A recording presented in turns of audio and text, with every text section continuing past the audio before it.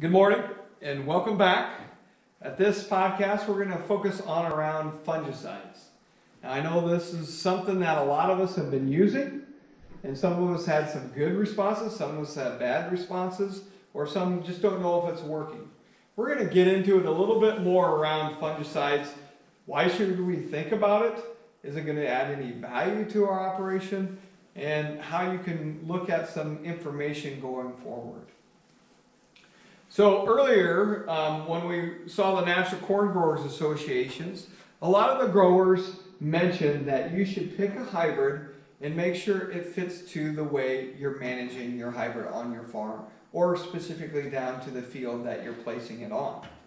Now, I would make sure that if you guys have taken and done your seed purchases already, this is information I would value if I was a grower. I would make sure I would challenge my seed supplier to make sure they can help you out with these decisions. Now, within the answer plot within Winfield United, we go out and we do measurements and we do different responses to, you can see these four categories, around 240 hybrids with this data bank here. That can range from cropland genetics or cropland hybrids that are specifically to Winfield United, then Decal Vasgrow, which is Bayer, then NK, which is to Syngenta, and then we also look at some Pioneer within Corteva as well. Okay, and Mycogen as well within Corteva. So we've got a pretty good slew of different hybrids as well as different companies' hybrids represented in this data bank. But as you look at this, we've got response to population, response to nitrogen, response to rotation, and a response to fungicide. We're looking at 4 different ways to manage our hybrids. As you can see, we started some of these in 2011, and then last year in 2019, we had those recorded as well. What's interesting to see here is some of you, we've talked about increasing our population, and that's an interest in some of us. In 2011, we saw a response, if we increase our population, an average response of 7.7 bushel response. Then if we come out here to 2019, our average response to increased population was 9.1. Over all the 9-year average, we had an 8.5 bushel response to increasing our population. But what I want to highlight here is, in 2019, here was the range to population. We had a 0.84 bushel response on the low end, clear up to 21.9 bushel response. So what that's telling us is, yes, we got an average response, but more specifically, some hybrids like to be increased on population, and sometimes these hybrids will respond, but then we also got groups of hybrids that don't respond very well to increased population within management practices. So you want to make sure you're choosing that population correctly, as well as if I'm going to increase my population, make sure we know it's a hybrid that's going to respond quite well. Next one that you guys spend a lot of dollars on is response to nitrogen. We put a lot of nitrogen out there on our crops. Our range this past year, or just average, we saw a 71 bushel response to additional nitrogen. And how the way we do this is we start as low as we can for nitrogen available. So we want to starve that plant of nitrogen. And then we go to the extreme, which is where we have as much nitrogen as we can to where we can say that we weren't short of nitrogen. So we're trying to do a bell curve response to nitrogen from a low to a high. And then we rate those hybrids out there. On average, we saw a 71 bushel response in 2019. But the range was from 30 bushel clear up to 104 bushel. So what that tells us is we've got hybrids that are nitrogen hogs, and we got some hybrids that actually, if we got some farm that we struggle with nitrogen on, those are ones that we could potentially be looking at if it's always something we struggle with. Okay? Now, when we're getting into response to fungicide, we started looking at this in 2015, and then we had this in 2019. So in this data set, we had a 16.1 bushel response when we looked at it across this hybrid group. And then 1, 2, 3, 4, 5-year average, we saw a 14.3 bushel response.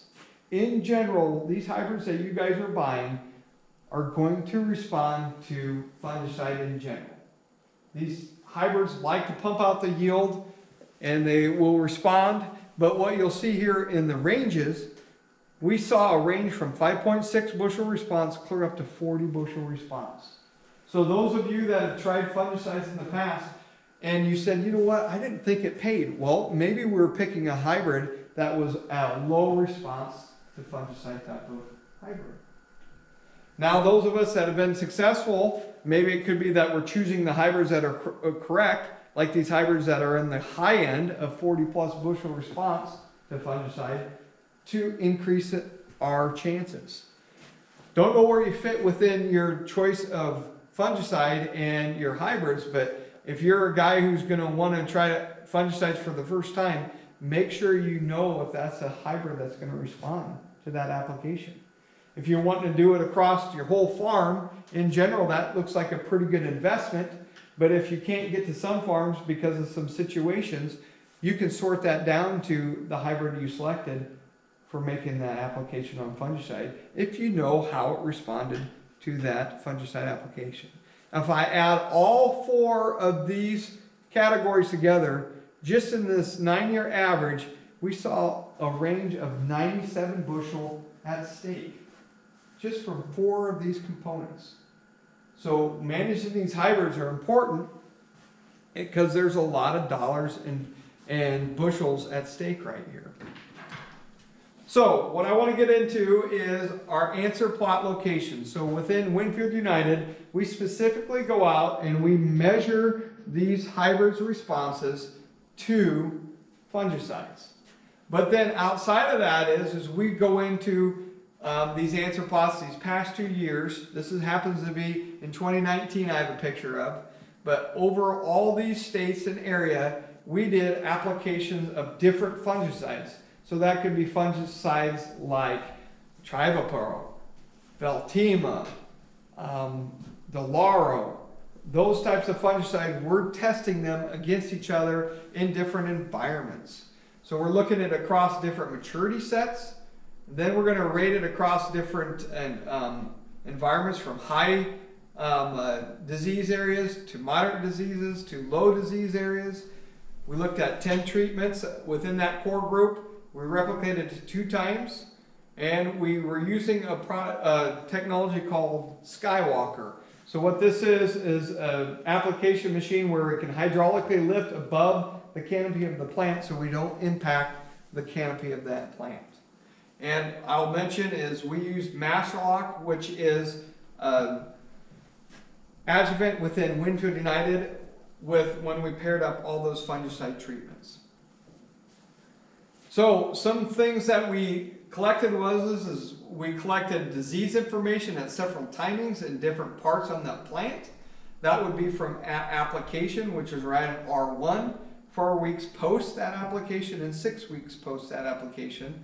We recorded the disease that was present, as well as the percent that was coverage on that leaf, or the lower canopy, the ear leaf, or the upper leaves. So we brought that out in different parts of that plant, and we looked at all kinds of different things, and some of those things that showed up was anthracnose, gray leaf spot, northern cord leaf light, southern rust. And then when we got done, we said anything that was a high disease was a 50% incidence. Anything that was moderate disease was 2 to 15%, and then some that were low disease was less than 2% incidence on that plant. As you can look at Battle Creek here in our area, we had 2 things present: common rust and gray leaf spot, and it was very low incidence. So we would say that this was in a low disease environment. No matter where we were on that plant, we had little amount of disease pressure. Okay, within this data bank, when we looked at this fungicide performance, just in this data, we had an 11 bushel response, and 11.6 specifically, from untreated to treated within the group. Okay, but what we want to get to is how does that look when we're looking at different fungicide hybrid or fungicide hybrid interaction. What happens if you take a hybrid that's high responder versus a moderate responder versus a low responder? And you can see if we pick a high response to fungicide product, we had a higher response at 12.2 bushel response.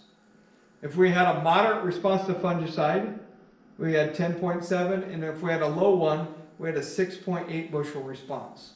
So that hybrid just in itself is showing you how it responds to that application of a fungicide application out there.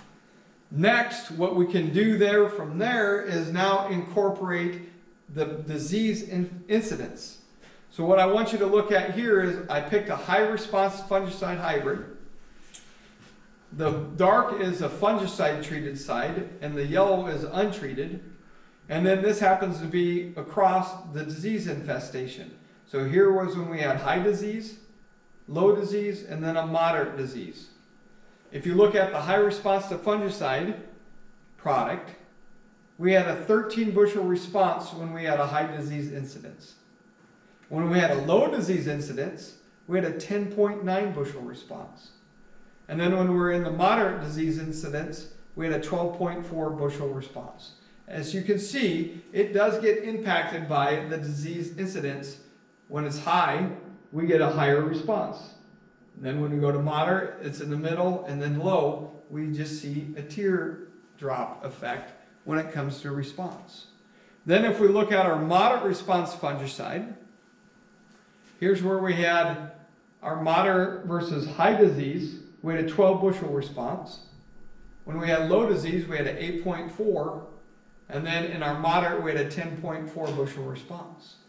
So just in general, if you took the package of a moderate response to fungicide hybrid versus high response to fungicide, they're going to yield less versus these high response to fungicide products. So you can increase your chances just making sure we're responding and we're choosing the right hybrid if we're going to utilize fungicide in that application. One thing I want to highlight here is as we're looking at fungicide applications, choosing the right fungicide or adjuvant within that application is going to be important. If you remember back to when we had a lot of problems with arrested ear syndrome, they found out that it was what we call alkylphenol ethoxylate or nonylphenol ethoxylate. So if you hear these terms, or another specific is if you hear APE or NPE, if those adjuvants have those products in them, they can cause arrested ear, which is bad news for us as corn producers. We don't want to see that. Master Lock, the one we used here, is what we call NPE. So that makes us very comfortable with that application when it comes to on our corn not causing arrested ear. What I want to highlight is if you are doing the math, yes, we see some nice bushel responses, but if we're going to make that application, getting it down to the canopy is critical. So what I want to highlight here is here's where we're not using Master Lock through a plane. We get a pretty decent coverage above on the top portion of that plant, but as you get deeper in that canopy, our coverage becomes less. When we use Master Lock, look at our distribution throughout that canopy of that plant. So if we're going after something like gray leaf spot or some disease that's more struggling on the lower portion of that plant, getting coverage down here is going to be critical. So when we do our responses, we see a 5.7 bushel response to making sure we have Master Lock in that fungicide application at tassel time to R1 stage. Okay? So if you're going to make that investment, make sure you're making that investment with a Master Lock in that application, getting that down to where we want it to be to control things like gray leaf spot. Last, a lot of guys are getting some traction and getting success with fungicide at R1. Now they're asking themselves can we see different timings, and is it going to be valuable if we go earlier on with a fungicide application? What I want to showcase here is this is some timings that we did to our applications. So what we did is we had it untreated, but then we also used a V10 fungicide application versus an R1 fungicide application. And so the way to look at this is this is when we're getting questions is, can I do earlier applications and still get a value?